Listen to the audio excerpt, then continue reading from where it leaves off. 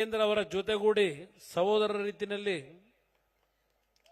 ಬೆಂಗಳೂರಿನಿಂದ ಮೈಸೂರಿನವರೆಗೆ ಪಾದಯಾತ್ರೆಯಲ್ಲಿ ಭಾಗವಹಿಸತಕ್ಕಂತ ನಮ್ಮ ಪಕ್ಷದ ನಾಯಕರುಗಳ ತೀರ್ಮಾನದೊಂದಿಗೆ ಇವತ್ತು ಅತ್ಯಂತ ಯಶಸ್ವಿಯಾಗಿ ಬರೀ ಎರಡು ಪಕ್ಷಗಳ ಕಾರ್ಯಕರ್ತರುಗಳಷ್ಟೇ ಅಲ್ಲ ಇಲ್ಲಿರ್ತಕ್ಕಂಥದ್ದು, ನಾಡಿನ ಜನತೆಯ ಅಭಿಪ್ರಾಯ ಏನಿದೆ ಆ ಅಭಿಪ್ರಾಯವನ್ನ ಇವತ್ತಿನ ಈ ಒಂದು ಜನಸ್ತೋಮ ಈ ಮೈದಾನದಲ್ಲಿ ಇರತಕ್ಕಂಥದ್ದು ಅಷ್ಟೇ ಅಲ್ಲ, ಹೊರಗಡೆ ಇದರ ಎರಡರಷ್ಟು ಎರಡು ಪಕ್ಷಗಳ ಕಾರ್ಯಕರ್ತರುಗಳು ರಾಜ್ಯದ ಹಲವಾರು ಈ ಒಂದು ಭ್ರಷ್ಟ ಸರ್ಕಾರವನ್ನು ತೆಗೆಯತಕ್ಕಂಥ ನಿಟ್ಟಿನಲ್ಲಿ ಸಾರ್ವಜನಿಕರು ಭಾಗವಹಿಸಿದ್ದಾರೆ.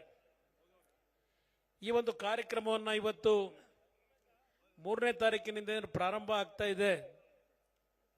ಇವತ್ತು ನಮ್ಮ ಕಾರ್ಯಕ್ರಮವನ್ನು ತಡೆಯಬೇಕು ಅಂತ ಹೇಳಿ ಕಾಂಗ್ರೆಸ್ನ ನಾಯಕರುಗಳು ನಿನ್ನೆ ದಿನ ಬಿಡದಿಯಲ್ಲಿ ಒಂದು ಕಾರ್ಯಕ್ರಮ ಮಾಡಿದ್ದಾರೆ. ಹಲವಾರು ಪ್ರಶ್ನೆಗಳನ್ನು ಇಟ್ಟಿದ್ದಾರೆ. ನಾನು ಆ ಪ್ರಶ್ನೆಗಳಿಗೆ ವೈಯಕ್ತಿಕವಾಗಿ ನನ್ನ ಮೇಲೆ ಇಟ್ಟಿದ್ದಾರೆ ಪ್ರಶ್ನೆ, ಅದೆಲ್ಲವನ್ನ ಬಿಡದಿ ರಾಮನಗರದಲ್ಲಿ ಮಾತನಾಡ್ತೇನೆ.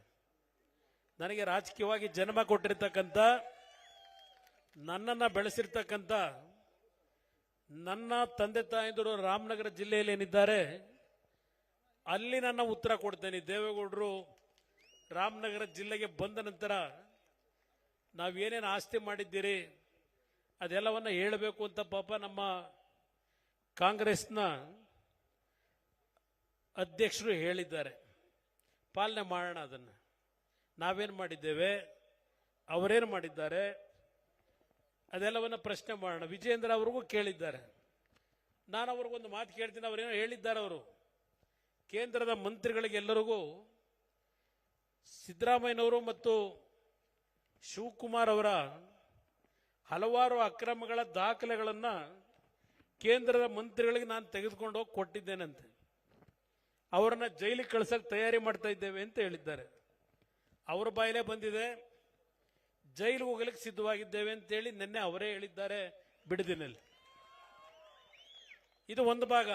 ನಮ್ಮನ್ನ ಏನು ಪ್ರಶ್ನೆ ಮಾಡ್ತಾರೆ, ಬಿಜೆಪಿಯ ನಾಯಕರನ್ನ ಪ್ರಶ್ನೆ ಏನು ಮಾಡ್ತಾ ಇದ್ದಾರೆ, ನಾನು ಅವ್ರಿಗೆ ಕೇಳಲಿಕ್ಕೆ ಬಯಸ್ತೀನಿ.